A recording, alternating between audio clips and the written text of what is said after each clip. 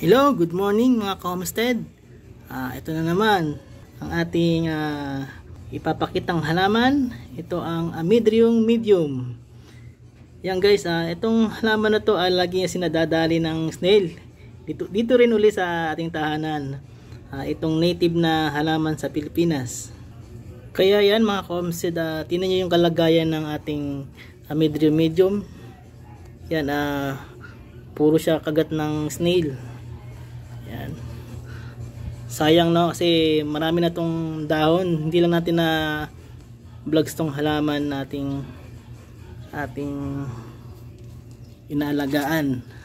Actually matagal na sa akin tong Amydrium medium, almost mga 2 years na rin.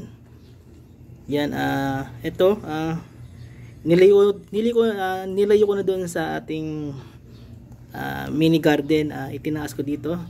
Andito tayo sa roof deck o roof garden para makaiwas sa mga snail. Yan, pinapaganda natin yung kondisyon niya para maibalik yung pagiging lush. Yan, at least meron ng bagong dahon. Yan, Amydrium medium. Ganito guys ang karakteristik ng Amydrium medium. May mga butas siya. Hindi ko na ipakita yung malaki kasi yan nabutas na rin. Hindi natin naabutan.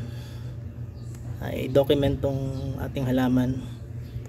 Ito guys, itong Amydrium medium, madali itong makakita sa mga kagubatan dito sa Pilipinas. Kalat din to. Madali rin makahanap nito kahit sa mga part na tabing ilog, sa mga bangin. Yan, katulad ng mga tibatib. Yan, marami rin to sa kubat, pero hindi katulad ng tibatib. Kahit sa bukid may makikita ka, mas marami, mas invasive. Pero itong Amydrium medium naman, madali itong paramihin. Kahit itong mga ano niya, yung mga sanga. Yan, kunin mo lang to guys. Pwede mo lang tong itanim o paugatin, katutubo yan. Yan, i-update ko kayo dito sa ating halaman. Medyo kailangan natin ma-establish yung ganyang pagiging lush ng mga dahon. Yan, dahil nga inatake siya ng snail or suso. Yan, pero yung ilalim wala naman. Parang balak ko na rin to i-trim kasi hindi na rin siya nakakapag-produce ng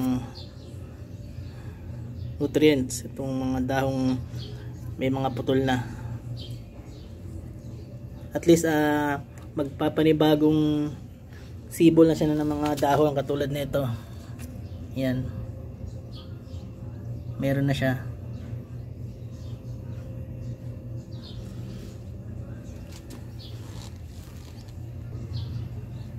Ayan mga ka-homestead, ito yung ating mga inalagaan dito sa ating tahanan. Itong mga halaman na meron tayo mga native. Siyempre tibatib meron tayo dyan. Yan, tsaka meron tayo dito mga exotic din na halaman na pandito lang sa bahay. Siya nga pala guys, may additional, itong karakteristik ng Amydrium medium ay para siyang tibatib. Gumagapang siya pataas sa mga puno. Yan, kaya ito mabilis to dumami. Pwede mo siyang ilagay sa mga bakod. Yan, lagyan mo lang siya ng kakapitan. Yan guys, hanggang dito lang. Sa mga bago lang sa channel na to, huwag kalimutang mag-subscribe. Kaya hanggang dito lang. Don't forget like, share and subscribe.